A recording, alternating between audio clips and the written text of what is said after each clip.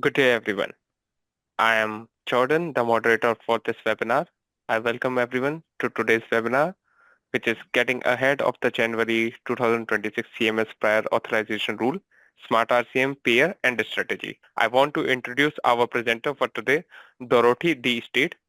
Dorothy D. State, CCS, CDIP, COC, CPCO, CPUM, CPUR, CPHM, CPMA, ACSOP, CCSP, RCC, RMC, CEMC, CPCI, CFPC, PCS, FCS, CPAR. Dorothy Steed is an independent healthcare consultant and educator in Atlanta with 39 years of experience in healthcare. Ms. Steed has written articles for several medical publishers and served as a contributing author for medical billing and coding training material. I would now like to hand over the floor to the speaker. Over to you, Dorothy. Hello, everyone, and thank you for joining today on this hot topic in the industry.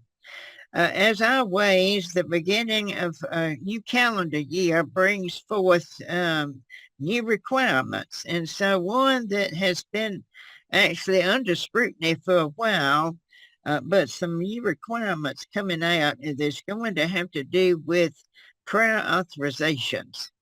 Here we are going to be talking about, for the most part, traditional Medicare. What we want to do today is look at the core requirements of the prior authorization rule and what some downstream impacts are going to be for providers.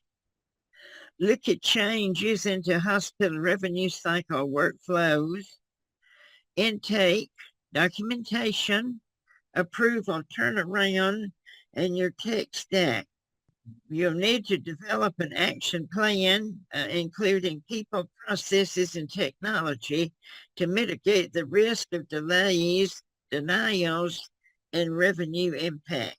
The key proposition ensures that your hospital isn't caught off guard by the new prior authorization regime, that you are ready with your revenue cycle workflow for an impending shift that will directly affect your revenue risk. So what exactly is the new rule? The authorization helps ambulatory surgery center providers ensure that their services comply with applicable coverage, coding, and payment rules before the services are rendered and before claims are submitted. So this whole scheme comes under the Wasteful and Inappropriate Service Reduction model. The prior authorization is voluntary at the moment. However, if a provider elects to bypass the prior authorization, those claims will be subject to a prepayment medical review. Now, other things that are going to require authorization, and some of these I have worked with before, and some I haven't, but anything requiring the use of durable medical equipment is highly likely it's going to come under some type of scrutiny. Okay, so once again, in this new rule, we're talking about traditional Medicare, not Medicare Advantage. What they want to do is increase transparency, speed up decisions, and test new methods for reducing unnecessary service. The providers can request approval before performing the service.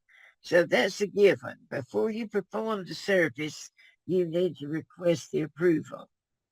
If no request is submitted, Medicare may review the claim after the service is completed.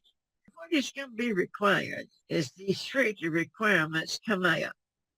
Well, a standard request must be reviewed within 7 calendar days. It could have a nationwide impact, even though the traditional in 7 calendar days. So keep note of that. You have submitted a prior authorization request.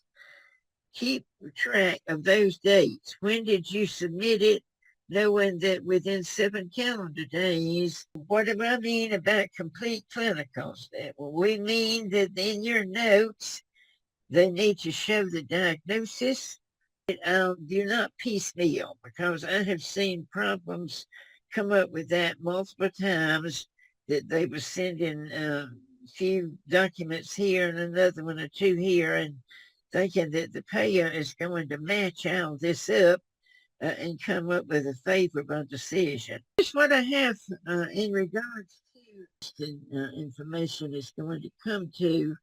And everyone for joining in today. It's another step in our whole scope of practice. So I would encourage you to look at the services you provide, how that is going to affect you, and make sure that you meet your time requirements to get your information in.